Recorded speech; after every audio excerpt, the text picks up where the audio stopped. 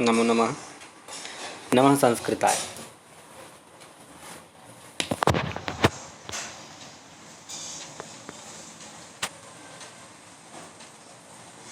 मैं कोमल प्रसाद ठाकरे, माध्यमिक शिक्षक, शासकीय हाई स्कूल जागपुर, जिला बालाघाट, मध्य प्रदेश।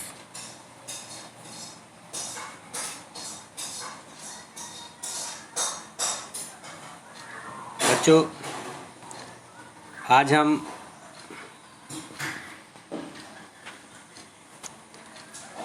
कक्षा 10वीं के संस्कृत षष्ठः पाठः यशः शरीरम का अध्ययन करेंगे। इस पाठ में गुरु और शिष्य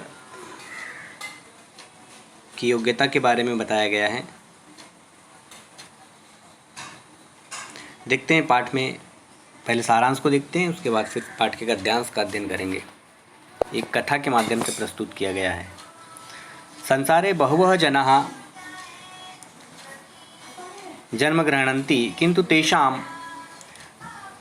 तेषु अल्पजनाः एव संसारे ख्यातिं प्राप्य यशो लभ्यते।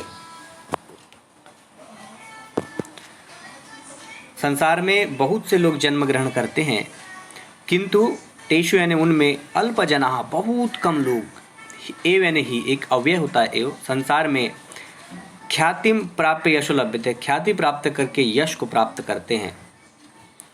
ये जनाः, ये यानी जो, स्वसुखम अपना सुख, स्वार्थम च और स्वार्थ, परित्यज्य, परित्यज्य यानी त्याग कर, परिसर्ग है, त्यज धातु है और ल्यप प्रत्यय, त्याग कर, लोक मंगल भावनाया, लोक मंगल की कामना के लिए या लोक कल्याणार्थम, लोक कल्याण के लिए, लोक संसार के हित के लिए कार्यम कुर्वन्ति, कार्य करते हैं।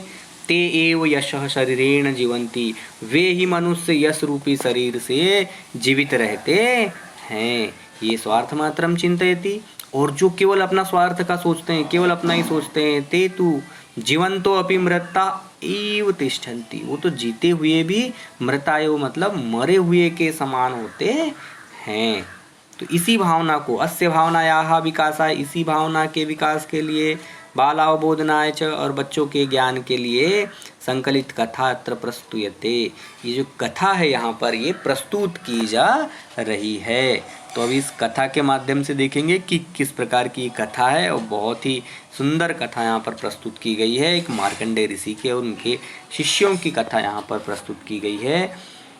इस कथा से परीक्षा में एक कथाक्रम 5 नंबर का आता है आपको, तो वो कथाक्रम भी संभावना होती है कि जितने पाठ आपके कथा वाले हैं, जैसे द्वितीय पाठ, षष्ठ पाठ, नवम पाठ, पंचदश पाठ, तो इन पाठों से ही आपको 5 नंबर का कथाक्रम आएगा।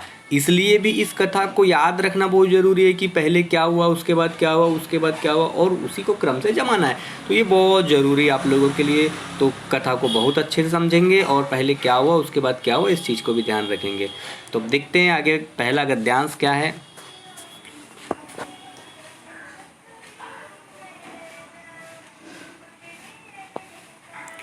पहला गद्यांश है कि मार्कंडेय गंगा तीरे मार्कंडेयः नाम कश्चन मुनि वसति स्म। गंगा नदी के तट पर कोई मार्कंडेय नाम का ऋषि या मुनि रहता था। मार्कंडेय मुनि कहाँ रहता था? तो गंगा तीरे, गंगा तीरे में सप्तमी विभक्ति है और एक वचन है, गंगा नदी के तट पर। तस्य गुरुकुले बहवः शिष्याः आसन्, और उसके गुरुकुल में, तस्य यानी किसके, उसके, तो किसके, तो यहाँ पर तस्य जो है वो मार्कंडेय के लिए सर्वनाम के रूप में प्रयुक्त हुआ है, और तस्य में सप्तमी विभक्ति है, इसलिए जब इसका संज्ञा हम प्रयोग करेंगे तो मार्कंडेयस्य होगा। और ये हमको ज़रूरत कब होगी इसकी? जब एक गद्यांश परीक्षा में आएगा और उसके प्रश्नों में एक प्रश्न ऐसा होगा कि कस्य गुरुकुले बहवः शिष्याः आसन्, तो बच्चे लोग क्या करते हैं कि कस्य की जगह तस्य लिख देते हैं, और ये गलत हो जाता है। हमको कस्य की जगह तस्य नहीं बल्कि मार्कंडेयस्य लिखना है। इस चीज़ को भी याद रखेंगे। तो गंगा तीर पर मार्कंडेय नाम का ऋषि रहता था। तस्य गुरुकुले, उसके गुरुकुल में, बहवः शिष्याः आसन्, बहुत से शिष्य रहते थे। वासुदेव तस्य प्रिय शिष्य। अब वासुदेव उसका प्रिय शिष्य था। फिर यहाँ प्रश्न आया वासुदेव कस्य प्रिय शिष्य, तो वासुदेव किसका प्रिय शिष्य था? तो आप लोग गद्यांश देख के लिख देंगे कुछ बच्चे वासुदेव तस्य प्रिय शिष्य, नहीं, ये गलत हो जाएगा। और वासुदेव मार्कंडेयस्य प्रिय शिष्य, ऐसा लिखना है हमको। हमेशा याद रखेंगे, सर्वनाम शब्द कहीं नहीं आएगा, उसकी जगह पर उसका संज्ञा शब्द ही लिखे जो प्रयोग उस गद्यांश में हुआ है। तो वासुदेव जो था वो मार्कंडेय का प्रिय शिष्य है। तस्य 12 वर्षात्मकम अध्ययनम यदा समाप्तम, तस्य यानी उसका, किसका? वासुदेव का। यहाँ पर वासुदेव के लिए तस्य प्रयोग हुआ है। उसका 12 वर्ष तक का अध्ययन जब समाप्त हो गया, 12 वर्ष की जब उसने अपना अध्यापन कार्य पूरा कर लिया अध्ययन समाप्ति के बाद, तब गुरु ने तम आयु, उसको, तो किसको? वासुदेव को, वासुदेवम आयु, वासुदेव को बुलाकर बोला, क्या बोला? शिष्य अधुना भवान विद्या पारंगत अस्ति, अब तुम सभी विद्याओं में पारंगत या निपुण हो गए हैं। अतः इतः परम स्वग्रामम गंतुम अर्हति भवान, इसलिए यहाँ से क्या करो, अब क्या जाने योग्य हो गए हो? स्वग्रामम, अपने गांव को, गंतुम में गम धातु है और तुमुन प्रत्यय, अपने गांव को जाने योग्य हो गए हो ना। अब आप अपने गांव जा सकते हो, परंतु बोले गमनात् पूर्वम, गमनात् मतलब जाने से, पूर्वम यानी पहले, जाने से पहले, भवता यानी आपके द्वारा, भवान शब्द का तृतीय विभक्ति है, एक वचन है, आपके द्वारा द्वारकापुरस्य देवराजस्य गृहं दृष्ट्वा आगंतव्यम। आपको जाने से पहले क्या करना है कि द्वारकापुर के देवराज के घर को दृष्टवा यानी देखकर, दृष्ट धातु है और अक्तवा प्रत्यय है, तो दृष्टवा में समझ में आ गया आप लोग को, दृष्ट धातु है अक्तवा प्रत्यय, तो दृष्टवा देखकर हो जाएगा। जाने से पहले आपको द्वारकापुर के देवराज के घर को देखकर आगंतव्य मैंने आना है। अब आगंतव्य में भी आ उपसर्ग है, गम धातु है और तव्यत प्रत्यय है, तो ये प्रत्यय और प्रकृति भी याद रखेंगे, धातु प्रत्यय। किंतु गृह से अंत न गंतव्यम, गुरु ने शर्त रखा कि किंतु घर के अंदर न गंतव्य मैंने नहीं जाना है। इस प्रकार से वासुदेव को उसके गुरु मार्कंडेय ऋषि ने कहा। वासुदेव तस्मिन्नेव दिने द्वारकापुरम प्रस्थितवान, अब वासुदेव उसी दिन द्वारकापुर के लिए प्रस्थितवान यानी प्रस्थान कर दिया, चल पड़ा। दीनत्रयात्मकस्य प्रयाणस्य अनन्तरं तम ग्रामं प्राप्य सह ग्राम द्वारे स्थितान् जनान् अपृच्छत् देवराजस्य गृहं कुत्र। अब दीनत्रयात्मकस्य, कितने दिन की? दीनत्रय यानी तीन दिन की प्रयाण यानी यात्रा के अनंतरम यानी बाद, 3 दिन की यात्रा के बाद, तम ग्रामम उस गांव को, किस गांव को? तो द्वारकापुर गांव को प्राप्य यानी प्राप्त करके, सह यानी वह जो वासुदेव था, ग्राम द्वारे गांव के द्वार पर स्थित बैठे हुए जनान यानी लोगों को अपृच्छत यानी पूछा। क्या पूछा? देवराजस्य गृहं कुत्र, देवराज का घर कहाँ है? जैसे उनने ऐसा कहा कि देवराज का घर कहाँ है, तो उन लोगों ने कहा वृथा किमर्थम गम्यते तत्र, ओहो वृथा व्यर्थ में, फालतू में, किमर्थम यानी किस लिए, गम्यते यानी जा रहे हैं, तत्र यानी वहाँ फालतू में, व्यर्थ में क्यों जा रहे हो, क्यों जाते हो? इति उपेक्षया वदंत, ऐसी उपेक्षा से, उसकी निंदा करते हुए उन्होंने तेरे देवराज गृह स्थलम सूचितवन्तः, निंदा करते हुए उपेक्षा के भाव से उस देवराज के घर को सूचित किया कि वो रहा उनका घर। अग्रे सह, उधर आगे है, ऐसा करके उन्होंने कहा। अग्रे गतः सह कुपात, आगे जब चला तो आगे चलकर सह कुपात जलम उद्धरंतिम, आगे चलकर उसने कुएं से, कुपात मतलब कुआं, पंचमी विभक्ति है, तो जल को जब निकाला जाता है, जब एक वस्तु दूसरी वस्तु से अलग हो तो वहाँ पर पंचमी विभक्ति का प्रयोग किया जाता है। ध्रुवम पाय अपादान एक सूत्र से, कुपात में यहाँ पर पंचमी है। कुएं से जलम उद्धरंतिम, जल को निकालती हुई, महिला को याचित्वा निवेदन करते हुए, याच धातु अक्तवा प्रत्यय निवेदन करते हुए, जलम प्राप्य जल प्राप्त करते हुए, तत् पिबन ताम अपृच्छत, उसको पीते हुए पूछा। कुएं के पास से पानी निकालती हुई, जल निकालती हुई, कुएं से महिला को याचना करते हुए, जल प्राप्त करके, जल को पीते हुए, उस जल को पीते हुए उस महिला से पूछा, देवराज गृहम कुत्र, देवराज का घर कहाँ है? जैसे उनने कहा कि देवराज का घर कहाँ है, तो तस्य पापिनः नाम किमर्थम मम पुरतः उच्चारयति भवान, उस पापी का नाम मेरे सामने क्यों उच्चारित कर रहे हो या क्यों बोल रहे हो? इति वदंती सा महिला ततः निर्गच्छत्यो, ऐसा बोलती हुई वो महिला वहां से चली गई। और अब देखते हैं आगे क्या होता है।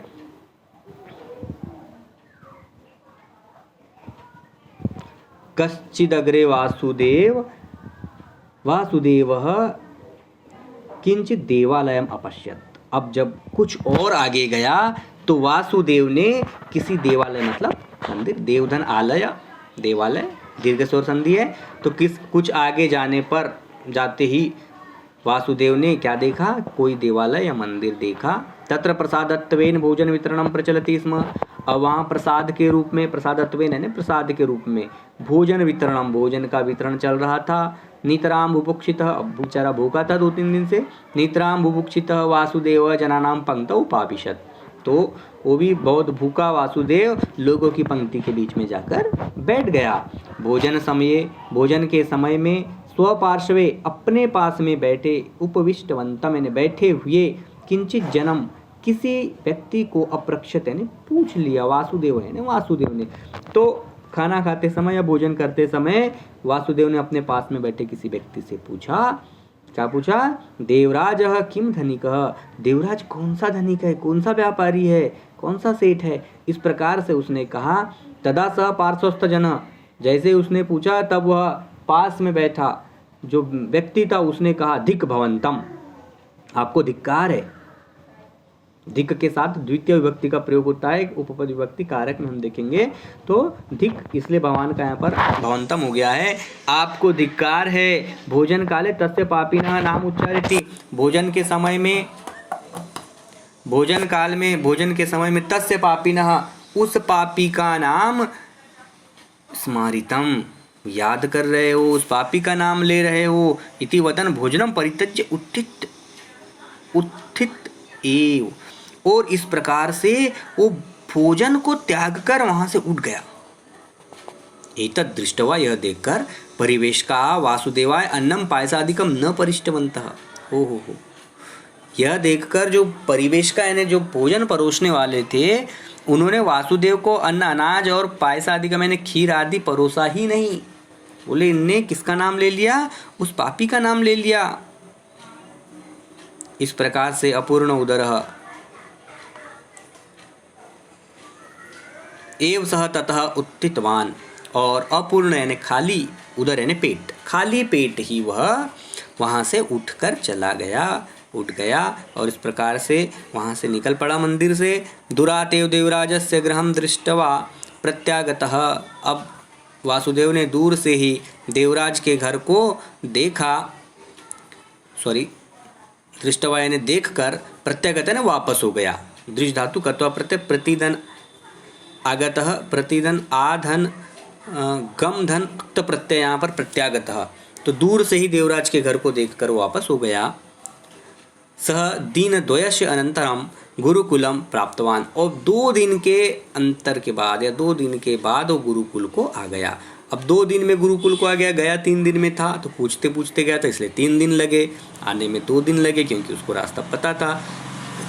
गुरु तम पुनः उदत, अब जब गुरुकुल में आया तो गुरु ने उसे फिर से कहा, क्या कहा, रामनाथपुरम गत्वा रामदेवस्य गृहं ज्ञात्वा आगंतव्यम। बोले अब कहाँ जाओ, अब रामनाथपुर जाओ, और किसके घर, रामदेव के घर को जानकर आओ। अभी कहाँ गया था इसके पहले, द्वारकापुर, किसके घर, देवराज के घर को देखकर आया था। अब रामनाथपुर को जाकर रामदेवस्य गृहं, रामदेव के घर को जानकर आओ। शिष्य अनंतर दिने, दूसरे दिन ही, एवं ही रामनाथपुरम प्रति प्रस्थितवान, कहाँ चला गया, रामनाथपुर के लिए चला गया। अब रामनाथपुर जाते हुए मध्य मार्गे तेन सोमपुरम प्राप्तम, अब मध्य मार्ग में जाते हुए उसको, रामनाथपुर जाते हुए मध्य मार्ग में सोमपुर करके गांव मिला। याद रखेंगे कौन सा गांव है, तो मध्य मार्ग में उसे सोमपुर गांव मिला। तस्य स्वगृहं पुरतः, और उस गांव में अपने घर के सामने, पुरतः यानी सामने, उपविष्टा मैंने बैठी हुई, किंचित मात्रम किसी माताजी से, अवदत्त यानी बोला, सह यानी वह वासुदेव, तो अपने घर के सामने बैठी हुई किसी माता से उसने पूछा, किसने पूछा, वासुदेव ने पूछा, अम्ब किंचित जलम ददातु, थोड़ा जल दीजिए, हे माता थोड़ा जल दीजिए। इस प्रकार से उस वासुदेव ने सोमपुर में जो अपने घर के सामने बैठी थी उस माता से उसने पूछा, क्या पूछा? थोड़ा जल दीजिए। और जल देती हुई माता ने अब पूछा, जलम दत्वा माता अपृक्षित, जल देते हुए माता ने पूछा, भवता कुत्र गम्यते, आप कहाँ जा रहे हैं? इस प्रकार से उस माता ने पूछा।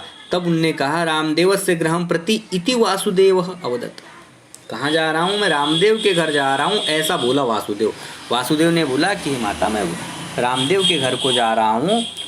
तो जैसे उनने ऐसा कहा तो माता बोली, अहो प्रातः स्मरणीय सह, वह तो प्रातः स्मरणीय है। इति उक्तवा, ऐसा कहती हुई या बोलकर सा माता वासुदेवम सस्नेहम अंतः नीत्वा, ऐसा बोलती हुई उस माता ने वासुदेव को बड़े स्नेह से बड़े प्यार से अंतः नीत्वा अपने घर में ले जाया। भोजन आदिकम दत्वा सत्कृतवती, उसको भोजन आदि कराया और उसका बड़ा सम्मान करी वासुदेव का। ततः निर्गतः, वहाँ से निकला। वासुदेव रामनाथपुरम प्राप्य रामदेवस्य गृहं कुत्र इति किंचित अपृच्छत। अब वो रामदेव रामनाथपुर को पहुंचा और किसी व्यक्ति से उसने पूछा, रामदेवस्य गृहं कुत्र, रामदेव का घर कहाँ है? सह अपि सत्कृत्य स्वयं आगत्य रामदेव गृहं प्रादर्शयत्, और उसने भी, जिसको उसने पूछा किसी व्यक्ति को, उस व्यक्ति ने भी बड़े सत्कार के साथ सम्मान के साथ स्वयं आकर रामदेव गृहं प्रादर्शयत्, रामदेव के घर को दिखाया कि बोले ये रामदेव का घर है। दुरातेव तत् दृष्टवा, दूर से ही उस घर को देखकर वासुदेव गुरुकुलम प्रत्यागच्छत्, जो वासुदेव था वो गुरुकुल के लिए वापस लौट गया। अब वापस आ गया फिर से गुरुकुल में। अब गुरु क्या आदेश देते हैं देखते हैं स्लाइड में। दिनद्वयस्य अनंतरम गुरु अकथयत्, अब 2 दिन के बाद गुरु ने कहा कि वासुदेव, भवान इतः स्वगृहं गंतुम अर्हति, बोले अब यहाँ से तुम अपने घर जाने योग्य हो गए हो, जा सकते हो। परंतु फिर एक बात रखी कि गमनात् पूर्वम, जाने से पहले भवता यानी आपके द्वारा देवराज रामदेवयोः पूर्ण परिचय प्राप्तव्य इति, देवराज और रामदेव का पूर्ण परिचय आपको प्राप्त कर लेना चाहिए। तभी बोले अच्छा होगा, आप देख के तो आ गए लेकिन अब उनका पूर्ण परिचय प्राप्त करो। इस प्रकार से गुरु ने आदेश दिया। एतम आदेश पालन, इस आदेश का पालन करते हुए वासुदेव पुनः फिर से द्वारकापुरम प्राप्य देवराजस्य गृहम् अगच्छत्, फिर से कहाँ गया? द्वारकापुर के देवराज के घर को। अब सीधे उसके घर चला गया क्योंकि उसको रास्ता पता था, उसका घर भी पता था। वैभवोपेतम तद्गृहम्, वैभव से पूरे ऐशो आराम से परिपूर्ण था उसका घर। द्वार रक्षक तस्य प्रवेशम निषिद्धवान, द्वार रक्षक ने उसके प्रवेश को रोक दिया। गेट पर एक द्वार रक्षक था, उस द्वार रक्षक ने वासुदेव के प्रवेश को निषिद्धवान यानी रोक दिया, वहाँ नहीं जाने दिया अंदर। बहुधा प्रार्थना यदा कृता, जब बहुत प्रार्थना की गई वासुदेव के द्वारा, तदा सह अंतर्गत्वा, तब वो द्वार रक्षक अंदर जाकर देवराजम यानी देवराज को वासुदेवागमनम निवेदितवान, वासुदेव के आगमन की सूचना दिया कि कोई वासुदेव नाम का व्यक्ति आया है, आपसे मिलना चाह रहा है। कोपेन एव बही आगत्य देवराज, बड़े क्रोध से बाहर आकर देवराज ने बोला, किम धनम याचितम आगतम भवता, बोले क्या धन मांगने के लिए आ गए हो यहाँ पर? मया कस्मैचित किमपि न दियते, बोले मेरे द्वारा तुमको कुछ भी नहीं दिया जाएगा। मम विश्रांति नाशिता भवता, आपके द्वारा मेरे आराम के समय को नष्ट कर दिया गया है। निर्गम्यताम इतः, चले जाओ यहाँ से, भाग जाओ यहाँ से। इति तर्जयित्वा तम प्रेषितवान, इस प्रकार से क्रोध से उससे बातचीत किया, उसको प्रेषित किया और इस प्रकार से उसको वहाँ से जाने के लिए आदेशित कर दिया देवराज के द्वारा।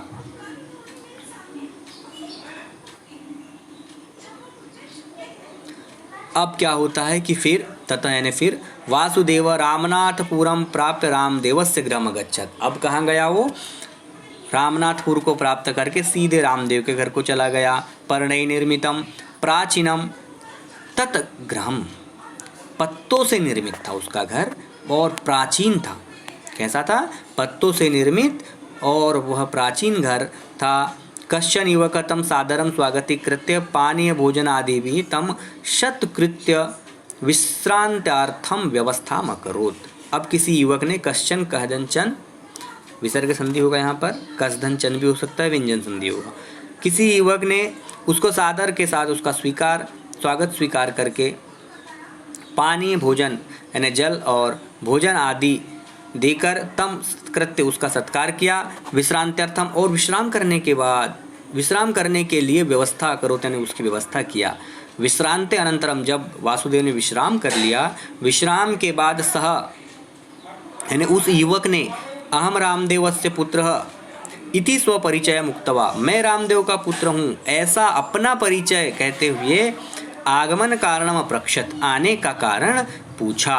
यदा वासुदेव रामदेव से दर्शन इच्छा प्रागट्यत, जब वासुदेव ने रामदेव की दर्शन इच्छा प्रकट किया, तदा यानी तब पुत्र एकम भावचित्रम, तब पुत्र ने एक भावचित्र प्रादर्श, एक फोटो, भावचित्र मतलब तस्वीर, फोटो प्रादर्श यानी दिखाते हुए कहा, मम पिता 20 वर्षेभ्य पूर्वमेव दिवंगतः, मेरे पिता 20 वर्ष पहले ही दिवंगत हो गए हैं, स्वर्ग चले गए हैं। इदानीम तस्य स्मृति मात्रम अस्ति लोके, अब केवल स्मृति, उनका एक केवल भाव चित्र ही, उनकी केवल याद ही इस संसार में है। इति विषादेन अवदत्, ऐसा बड़े दुख के साथ उस युवक ने कहा, उसके पुत्र रामदेव के पुत्र ने कहा। तब रामदेव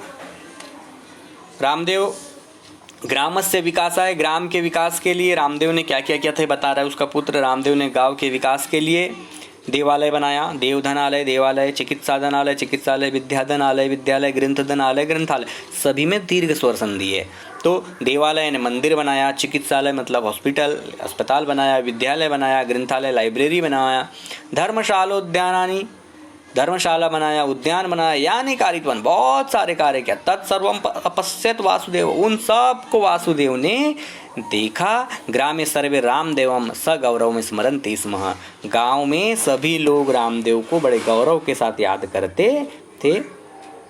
देवराजे जीवति सती अपि कोपि तस्मिन् आदरवान न, देवराज तो जीते हुए भी उसको कोई आदर से नहीं बोलते हैं, उसका कोई सम्मान नहीं करते हैं। जीते हुए भी कोई यानी कोई भी, तस्मीर यानी उसके आदर नहीं करते हैं, सम्मानित नहीं करते हैं। रामदेव तो 20 वर्ष पहले, कितने वर्ष?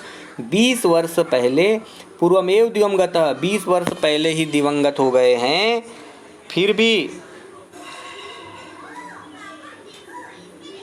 चेदपि जनाः प्रतिदिनं तम स्मरन्ति, उसको लोग प्रतिदिन रोज याद करते हैं। यह समाजहितं चिन्तयति सह मृतोऽपि जीवति, एक बड़ी अच्छी लाइन कही गई है कि यह यानी जो समाजहितं चिन्तयति, समाज का हित चाहता है, समाज के बारे में सोचता है, सह मृतोऽपि जीवति, वह मरकर भी जीवित होता है। जैसे कि आज हमारे उन गाँव के बीच में रामनाथपुर में जो रामदेव है वो आज भी जीवित है। तो इस प्रकार से एक प्रश्न भी आएगा, कह मृतोऽपि जीवति, 2 नंबर का एक प्रश्न आता है एक वाक्य में, कह मृतोऽपि जीवति, तो यह समाजहितं चिन्तयति सह मृतोऽपि जीवति। और बोले यह स्वार्थ मात्रम चिन्तयति, जो स्वार्थ की सोचता है, जो केवल अपना सोचता है, सह तो जीवन अपि मृत एव, वह तो जीते हुए भी मृत यानी मरे हुए के समान है। इति अवगतवान वासुदेव, इस प्रकार से वासुदेव ने जान लिया, समझ गया। और क्या समझा कि मया रामदेवस्य जीवनम अनुसरणीयम, मुझे रामदेव के जीवन का अनुसरण करना चाहिए। इति संकल्प, इस प्रकार का संकल्प करके स्वग्रामम अगच्छत, वो अपने गांव को चला गया। और इस प्रकार से जो कथा है यहाँ पर समाप्त हुई। यहाँ से आपको गद्यांश भी परीक्षा में आएंगे और उसके 5 प्रश्न भी होंगे, उसकी स्लाइड हम बाद में तैयार करेंगे। अभी आप केवल हमने अनुवाद समझाया, बहुत अच्छे से समझ पाए होंगे। आप अभ्यास बनाने की कोशिश करेंगे। तो आज के लिए इस वीडियो में इतना ही। सभी का बहुत बहुत धन्यवाद।